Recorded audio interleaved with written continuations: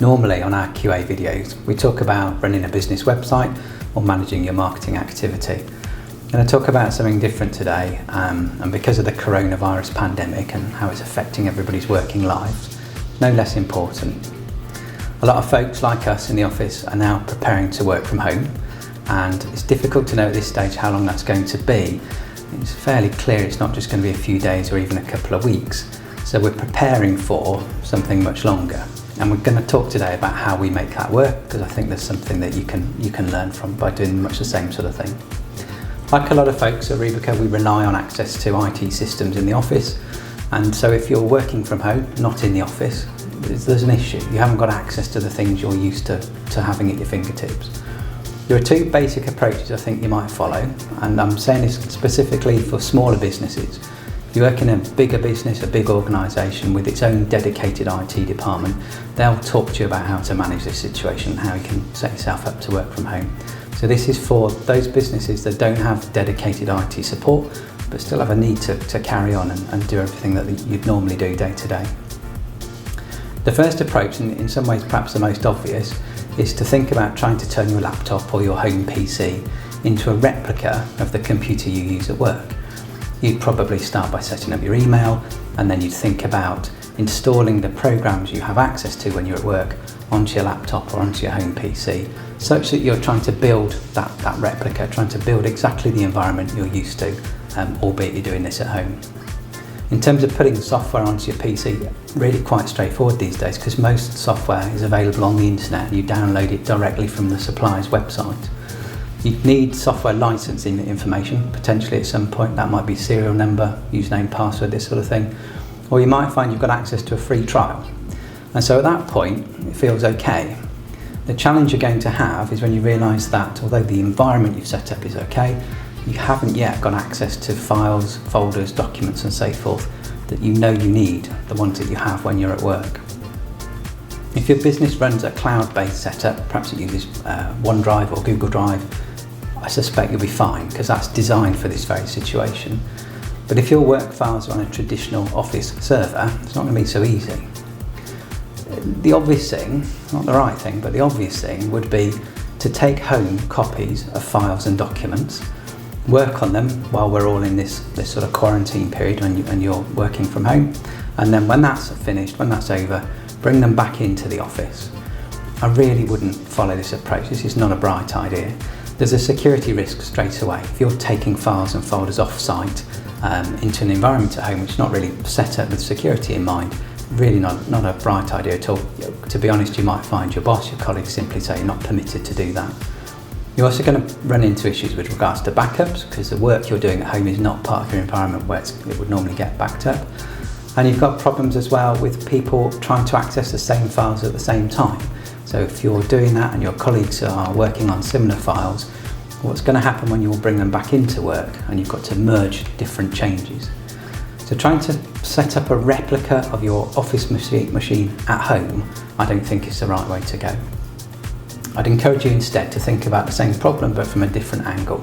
So rather than try to recreate your familiar work technology in your home environment, think instead about using technology to enable you to connect into your work environment. You could use what's called remote support software, which is relatively low cost, and it lets you establish a connection from one computer to another. So basically what you're doing is using your laptop or your home PC to connect to your work PC. You're going to control the work PC, but you're going to do that by operating your computer at home. So there's no need to install any systems on your laptop or your home PC, no need to think about how you're going to set up your work email, and certainly no need to take copies of documents such that you have them at home and are able to access them. That's not how it's going to be. Simply leave everything as is on your work computer, but keep that turned on permanently. And then when you're at home, you can use remote support software to connect remotely to your work machine and carry on. To be honest, it's as if you were sitting at your desk at work, because you have access to exactly that machine. So everything you normally do at work that's familiar to you, you have in front of you, even though you're at home doing that. It's a much simpler solution. You might need some IT help, some IT support initially to get that remote connection set up. And there is a cost involved. Typically the software that you could make use of is charged on a subscription basis or a pay-as-you-go basis. We've included a few links in the show notes that you can see underneath. So there's a few examples of systems that you might want to take a look at. So we've got, for instance, a system called Splashtop, which starts at about £50 a year per user. TeamViewer, which you may have heard of, probably more commonly known, a bit more expensive, starts at about £130 per year per user. And Remote PC is an alternative, much cheaper, about £20 per year per user. I'm saying per year all the time. Hopefully we won't need to be doing this for a whole year. It's just how the pricing works. You can't generally buy it for any shorter period of time. But you can see for small numbers of users the cost is not prohibitive.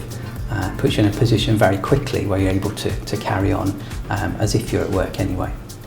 We've used it at Rubiqa for many years actually, generally because we need to connect to clients' PCs sometimes to assist them with website related issues and troubleshooting.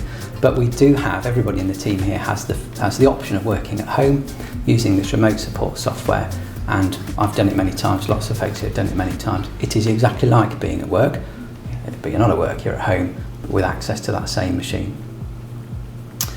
We're doing this because of the coronavirus situation and the fact now that increasingly we're being encouraged to work from home and isolate ourselves. Put that to one side for a minute. This is not a bad option to have anyway.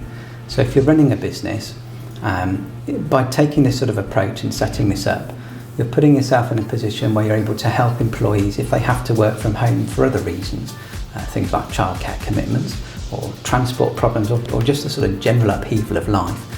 Probably this is going to occur again on a much smaller level for these sorts of everyday reasons. So having this software set up, having this environment set up in this way, gives you that natural advantage anyway. Just for the sake of clarity, these three solutions that we've mentioned, we have no affiliation to these systems at all. We're not going to earn any sort of commission if you click links in the show notes below. We have no connection to this whatsoever. It was simply that we wanted to take a few minutes to show you how we've been managing the situation, make it clear the sort of software that we've been using for quite a while, put that across to you so that you might take advantage of it and put you in a position really where you can manage the situation, particularly your work life, over the coming weeks as best you can.